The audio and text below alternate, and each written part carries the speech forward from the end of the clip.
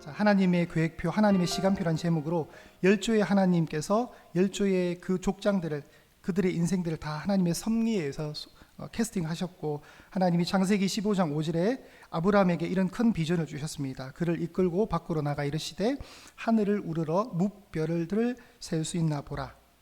또 그에게 이르시되 내 자손이 이와 같으리라. 하나님이 하시고자 했던 일은 저 망망한 바다 위에, 아무것도 지을 수 없을 것 같은 바다 위에 하나님은 빌딩을 짓는 것처럼 기적을 행하셨다는 겁니다. 아이야의 하나님, 아브라함과 이삭과 야곱의 하나님을 지나 이제 마지막 만나는 요셉의 하나님입니다. 요셉의 하나님은 우리에게 또 어떤 메시지를 던지는가? 여러분, 요셉을 가장 잘 표현한 한 구절의 성경의 구절이 있습니다.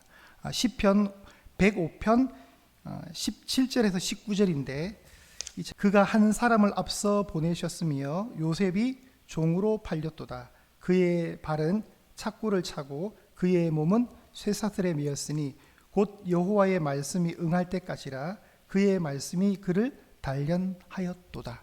시편 기자가 요셉의 인생을 이 석절을 통해서 딱 얘기하는 거예요. 자, 한 사람을 앞서 보내셨어요. 누구였어요? 요셉이었는데 어떻게 보냈어요? 종으로 팔면서 하나님 보내셨어요. 그의 발은 착고를 차고 그의 몸은 쇠사슬에 매였다. 종이니까 당연히 불편한 죄수의 몸처럼 이렇게 있었습니다. 그리고 하나님의 말씀이 응할 때까지 그를 하나님이 말씀으로 단련했다는 거예요. 그래서 이 섭리를 이해한 요셉이 오늘 본문으로 다시 오시면, 오늘 본문에 50장 20절 합독 한번 해보실까요? 시작. 당신들은 나를 해하려 하였으나 하나님은 그것을 선으로 바꾸사 오늘과 같이 많은 백성의 생명을 구원하게 하시려 하셨나니. 아멘. 요셉도 깨달았던 거예요. 내가 왜 이렇게 억울하게 이곳까지 와서 이렇게 살 수 있었는가? 하나님이 그를 움직이셨다는 겁니다. 요셉의 일생을 잠깐 짧게 이제 소개하겠습니다. 우선 요셉은 4명의 아내 중에 라헬이라는 가장 야곱이 좋아했던 아내의 아들입니다. 그러니까 일방적으로 편애를 했습니다. 그 편애가 형제들과의 모든 평화의 관계를 깨트려 버렸습니다.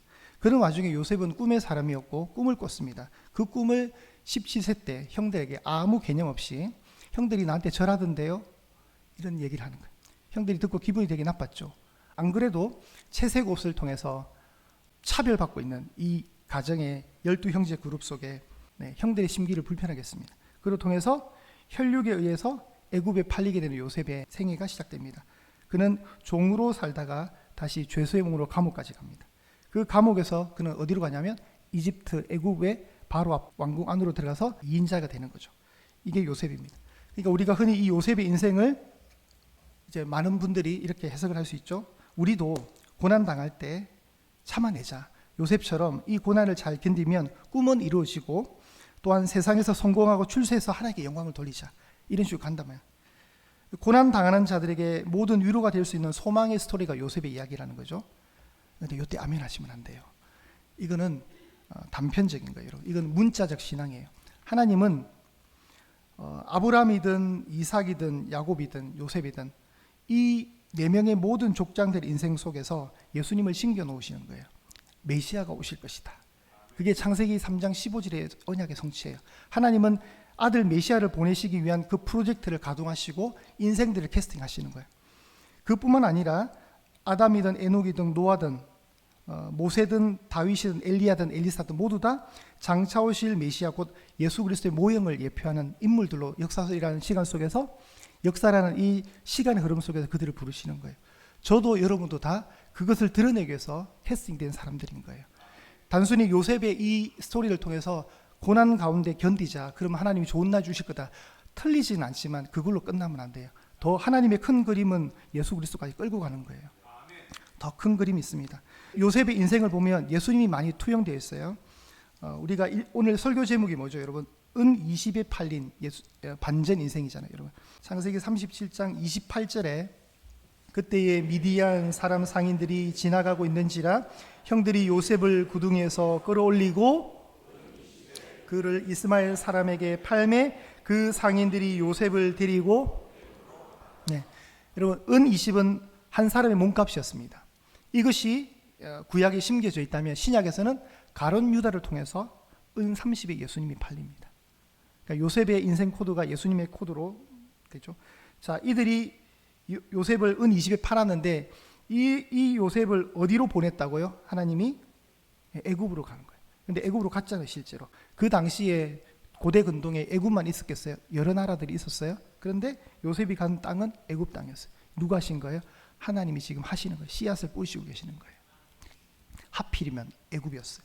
요셉의 형들이 요셉을 죽이기 위해서 이 일을 합니다. 창세기 37장 18절에 보면 요셉이 그들에게 가까이 오기 전에 그들이 요셉을 멀리서 보고 죽이기를 꾀했다. 마태복음 27장 1절에는 이렇게 되어 있습니다. 새벽에 모든 대제사장과 백성의 장로들이 예수를 죽이려고 함께 의논하고, 그러니 자기 형제들에게 팔렸던 요셉은 자기 백성 유대인들에게 의해 팔리는 예수님을 보여주는 거예요. 또 하나가 되어 있습니다. 요셉이든 예수님이든 죄가 없는데 감옥에 가셨죠. 감옥에서 두 명의 죄수를 요셉이 만났죠. 예수님 옆에 십자가의 두 강도가 있었죠. 똑같습니다. 술 맡은 관원장과 떡 굽는 관원장이 있었는데 한 명만 살죠. 기억나세요? 십자가의 두 죄수 중에 누구만 살아요? 낙원에 가는 사람은 한 명의 죄수였습니다. 오른편이었는지 왼편인지 모르지만 한 강도, 당신의 나라에 임할 때 나를 기억해달라. 오늘 네가 나와 함께 낙원에 있을 것이다. 그러니 요셉의 이 스토리 속에서 하나님이 정말 의도하신 것은 예수님을 비춰주는 거예요. 그러니 우리가 단순하게 고난받을 때 참고 견뎌내면 우리가 성공할 수 있다. 출세를 지향하는, 물론 100% 틀렸다고 하기에는 좀 그렇지만 사실 하나님의 그림은 더 크시다는 거예요. 그리고 이제 오늘 본문의 내용을 다시 보면 야곱과 요셉, 이 두 사람이, 이 두 거장이 결국은 이제 어느 특정 시간이 지나고 거대한 믿음의 거장으로 딱 서 있는 어떤 시점에서 이 두 사람의 유언이 있는데, 이 두 사람의 유언의 공통점이 뭐냐면 나를 이 땅에 묻지 말라는 겁니다. 창세기 49장 29절로 가보십시오. 29절. 그가 그들에게 명하여 이르되 내가 내 조상들에게로 돌아가리니 나를 햇사람 에브론의 밭에 있는 굴에 우리 선조와 함께 장사해 달라는 겁니다. 이 굴은 가나안 땅 마므리아 막벨라 밭에 있는 것이라 아브라함이 햇사람 에브론에게서 밭과 함께 사서 그의 매장지로 삼았으므로 아브라함과 그의 아내 사라가 거기 장사되었고 이삭과 그의 아내 리브가도 거기 장사되었으며 나도 레아를 그곳에 장사하였노라. 야곱이 애굽에서 죽어요. 애굽에서 죽지만 내 뼈를 어디다 물어달라고요? 약속의 땅 가나안. 아브라함은 땅을 받지 못했어요. 대신 땅을 한 평을 샀어요. 그 한 평은 막벨라 굴이었어요. 거기에 자신도 묻혔고 자신의 부인 사라도 장사했고요. 이삭과 리브가도 그곳에 묻혀있고 레아도 그곳에 묻혀있고 이제 야곱도 그곳에 묻힐 것을 바라는 거예요. 왜요? 왜 그렇게 하는 거예요? 애굽에서 장래 치를 수 있는데 애굽에 자기를 묻지 말라는 거예요. 오늘도 마찬가지입니다. 오늘 본문 50장 25절에 가시면 요셉이 또 이스라엘 자손에게 맹세시켜 이르기를 하나님이 반드시 당신들을 돌보시리니 당신들은 여기서 내 해골을 메고 올라가겠다 하라 하였더라. 요셉도 유언을 합니다. 내 뼈를 이 애굽 땅에 묻지 마라. 나를 어디다 데려가 가려고요? 나를 약속의 땅에 묻어 달라는 거예요. 실제로 여호수아 24장 맨 끝장에 가면 이것을 이스라엘 백성들에게 순종해 줍니다. 이걸 뭔 또 예표할까요? 이들은 내가 묻힐 땅이 이 애굽이 아니라는 거예요. 내가 묻힐 땅은 어디라고요? 약속의 땅 가나안. 오늘 우리에게 보면 우리가 이 땅에 소망을 두지 말아야 될 이유가 여기 있는 거예요. 요셉이든 야곱이든 이 땅에 소망을 두지 않아요. 애굽이란 땅에 소망을 두지 않았어요. 그래서 하나님 나라를 예표되는 그 약속의 땅에 묻어달라는 거예요. 성도가 그렇게 해야 됩니다. 그리고 여기에 요셉도 축복을 하고 야곱도 축복을 하지만 특히 이제 야곱이 축복할 때는 자기 아들이 애굽의 2인자 총리가 되어 있잖아요. 그래서 여기서 제일 잘 살고 계속 우리 자자손손이 형통해서 제일 잘 살아남기를 부탁하지 않았어요. 전부 다 뭘 바라보겠습니까? 하나님의 나라를 바라보겠어요. 그 땅에 안주하도록 하는 축복은 하나도 없어요. 여러분. 하나님이 이끌어 가실 그 섭리의 그 세계 속으로 끌고 가는 일들을 하시는 거예요. 자, 다시 정리를 해보면 이제 점점 인구는 늘어났습니다. 여러분, 아브람부터 아무것도 없던 아브람에게 아들 독자 이삭을 25년 만에 100세에 주셨고 그 이삭이 두 쌍둥이를 낳았고, 에서는 약속의 언약 밖의 자손이기 때문에 이렇게 제켜놓고더라도 이제 이삭을 통해서 야곱이 탄생했고, 야곱이 4명의 부인을 통해서 12명의 아들을 얻어요.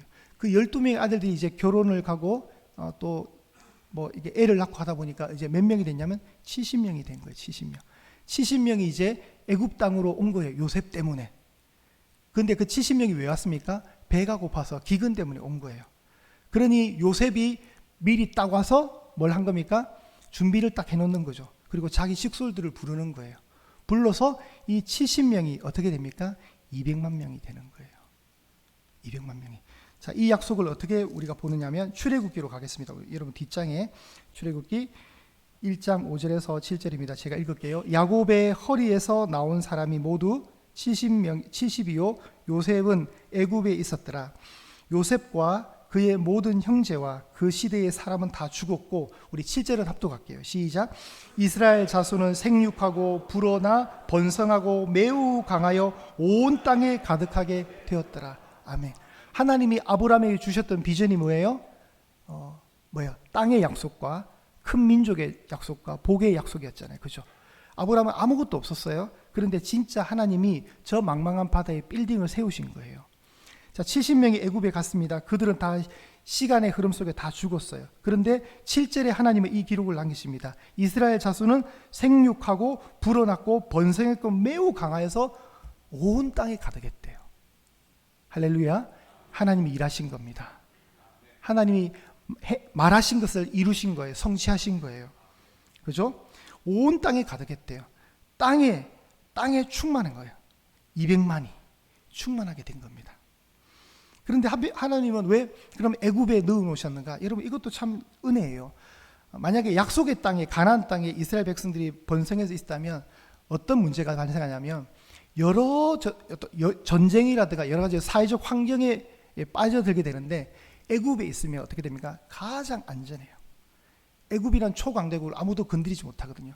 그 시간을 벌면서 이스라엘은 조용히 고센 땅이란 특수한 지역에서 계속 불어나고 있는 거예요. 그런데 이 애굽에 있으면 돼요, 안 돼요? 안 돼요. 애굽은 약속의 땅이 아니에요. 그러니까 하나님이 어떻게 돼요? 약속의 땅으로 보내셔야 되죠. 그래서 출애굽을 하시는 거예요, 하나님. 그러니까 하나님의 계획표가 다 있는 거예요, 하나님 시간 속에. 하나님의 계획표, 하나님의 일을 행하시기 위해서 하나님은 뭘 준비하셔야 돼요? 사람을 세우셔야 되는 거예요. 사람이 필요한 거거든요. 그렇지만 또 하나님이 사람이 없다고 해서 하나님 일이 되지 않는 건 아니에요. 그렇지만 하나님의 섭리 속에 하나님의 일을 행하시기 위해서 사람을 세우시는 거예요. 그 첫 번째 선두주자가 아브라함이었던 거예요. 그리고 시간을 흘러서 이삭이 받고 야곱이 그 바톤을 받고, 그 야곱에게서 다시 요셉이 바톤을 받아서 그가 먼저 애굽의 종으로 팔려서 보내져서 말씀이 그를 연단할 때까지 기다려서 요셉의 시련을 하나님이 사용하셔서 요셉의 아픔의 시간, 고난의 시간에 것을 사용하셔서 결국 하나님이 이루고자 하셨던 자손과 땅의 복을 완성하시는 거예요. 그것이 하나님이 우리 인생 가운데 세워놓으신 시간표였고 계획표였습니다. 얼마나 대단하신 분입니까? 그 분이 우리가 믿는 하늘 아버지란 사실에 여러분 은혜를 붙드시길 바랍니다. 4일간 흘러왔습니다. 이제 결론을 내야 되겠죠. 하나님이 우리도 그렇게 사용하셨으면 좋겠다.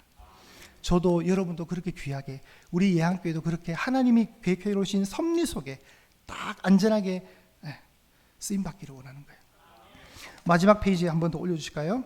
자, 우리가 가져야 될 시각은 하나님의 계획과 섭리를 바라볼 수 있는 시각을 가진 자로 사셔야 합니다. 야곱의 유언 실체를 위해서 약속의 땅으로 가는 것은 출애굽의 모형과 씨앗을 심는 것이다. 예행이었습니다. 이건 무슨 말이냐면 이제 아버지를 장례하기 위해서 요셉이 아버지의 유구를 가지고 가나안 땅에 가거든요.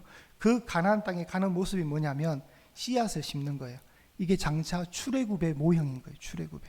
앞으로 이스라엘 백성들이 애굽을 나갈 것이다. 그래서 그 상징성이 야곱의 유골이 애굽을 빠져나가는 거예요. 빠져나가는 거. 그러니까 하나님의 섭리예요. 약속의 땅으로 가는 것을 미리 연습을 시키는 거예요. 모든 것은 처음부터 끝까지 인간이 한 건 하나도 없습니다. 하나님이 완벽하게 하신 겁니다. 그 하나님의 계획하심 속으로 빨려 들어갔으면 좋겠습니다. 우리 예한교회가 특별히 또 영화교회 공동체 믿음의 모든 식솔들이 그 은혜 안으로 갔으면 좋겠습니다. 여러분 기도하십시오. 이 위대하신 하나님의 은혜를 붙드시고 하나님 우리를 그렇게 사용해달라고. 우리가 생각하는 것을 넘어서 행하신 하나님. 아브라함이 이 모습을 봤다면 결론적으로 아브라함이 이 모든 그림을 봤다면 아브라함은 빙긋 웃었을 거예요. 역시 하나님은 틀리지 않으셨구나. 내가 이 약속을 받을 때는 말도 안 되는 약속이었다 나는 생각했는데 결국 하나님은 이루시는구나. 그렇게 생각했겠죠. 그 하나님이 살아계십니다. 주가 일하시네 신뢰하며 걷는 자